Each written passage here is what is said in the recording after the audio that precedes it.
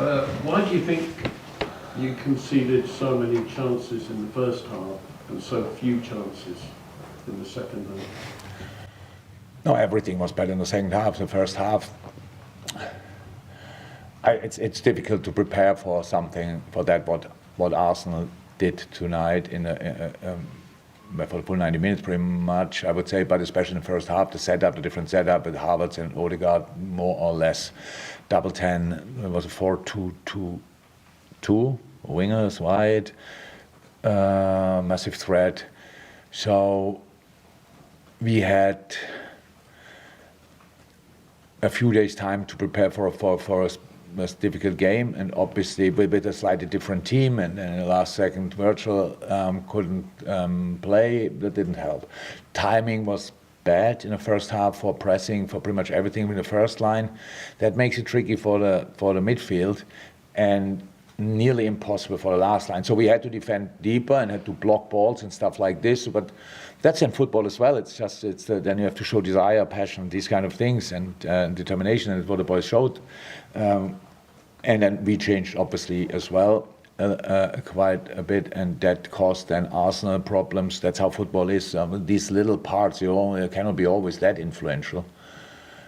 But as little influence I had in the first half on what they did, I would say as little as the influence for Mikkel in a moment like that. And we used now the information from the first half and tried to do better, and did much better. So everything was better. And then we created step by step. We were more in the game. We had our chances. We defended them better.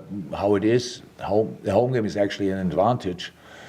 But when you are better in the first half and don't score, then it's normal for humans that you get in kind of a rush.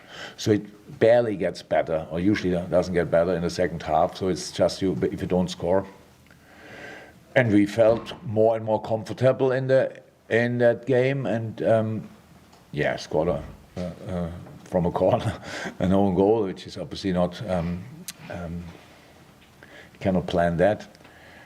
And had then chances to score earlier, but scored in the last second, which is fine as well, and we are really happy. You all know, cup competition is not about being the better team, it's about winning the game. And we had, in the second half, much more good moments and deserved the next round.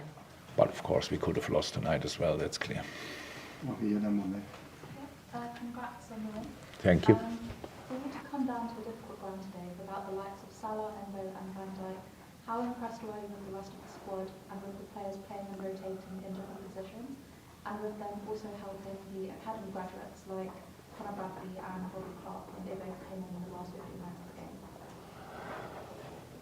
Well, I definitely don't like it. It's not you, but it's like everybody's like that.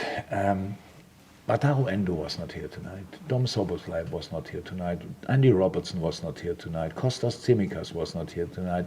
Thiago Alcantara was not here tonight. Stefan Bajcetic was not here tonight.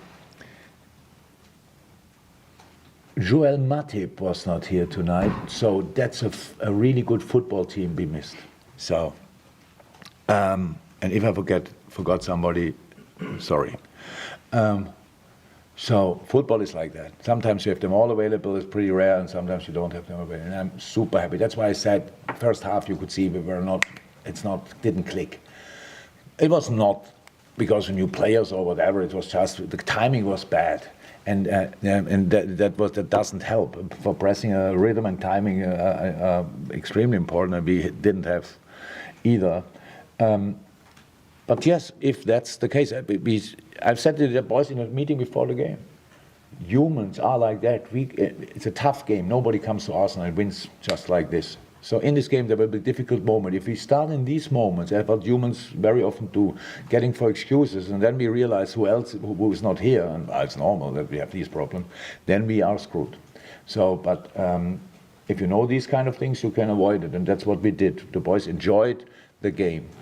At least in the second half, and that's really cool. And staying in a game that looked in the first half like that, then growing into a game is a pretty special thing to do, especially in an away game. And so I'm really happy with it, with both halves then, because we can learn from both.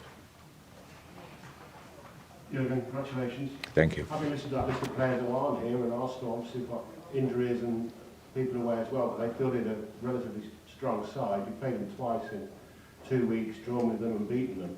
Can we read anything at all from that into the title race? No. I can't. That doesn't mean that nobody can, but I can. So we play in, feels like... So I think if we draw now Man City away, for example, next round FA Cup, then we play Bournemouth, Chelsea, next FA Cup, and then Arsenal again, if I'm right, and again here. So it's really tough. I can't read anything there, but I know that this league is crazy difficult. But you have to find solutions. I've said it plenty of times. There are 1,000 ways to win a game. We just have to find one. But it's unfortunately much easier, sounds much easier than it is, but for tonight it worked, so that's good. But no harm done in terms of belief and confidence that you can... Well, we don't have a problem with belief and confidence, but we are not really bothered about the things you are talking about, because we can read the calendar. We see it's January.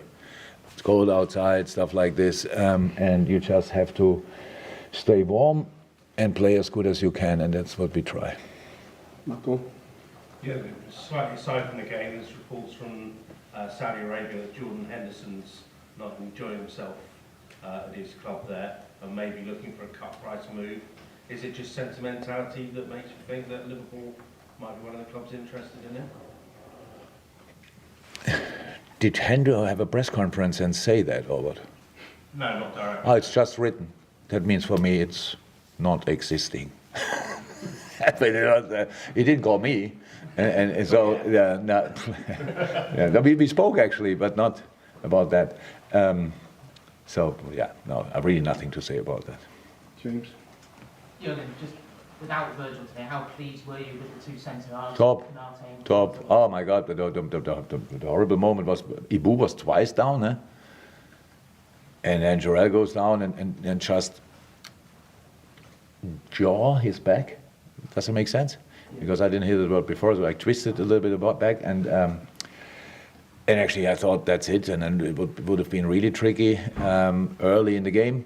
So, but no, it was really good, and Joey again good, and Trent exceptional, and then you have Ali for a moment, so that's helpful as well. So in front of that, the Maka was really there, and Curtis wanted. For Cody, it was a bit more difficult. We put him against on the position, and then in front three, I would say the timing was really not great for the pressing situations, and that's why then they could pass too often. But it was difficult, so we tried to prepare for everything. Did I prepare for a double 10 and high winger? No, so more my fault than the boys' fault, and we had a half time to see it, to watch it, to learn from it. In the second half, the setup was much better. What's the situation with Virgil? Would you Bill. let's hopefully have him back for Wednesday? Yes, I'm hopeful, but I don't know. He was not. He came, and it's difficult for Virg to look shit, but he did, and so we sent him home again. Last one here. Another great game by Trent Alexander-Arnold. Thank you. How are you with the way he has grown as a leader and as a player in that dual role he has? There's still a lot of space, but it's outstanding already. It's great. He enjoys it, obviously. You could see that on the pitch today. 1-0 up. He spoke to everybody without me shouting at him and telling him that he has to speak and make sure that we are now really compact and stuff like this. And was in, my God, what a player. Yeah, a good game. And yes, age-wise, he's there. He can do that, and he did it.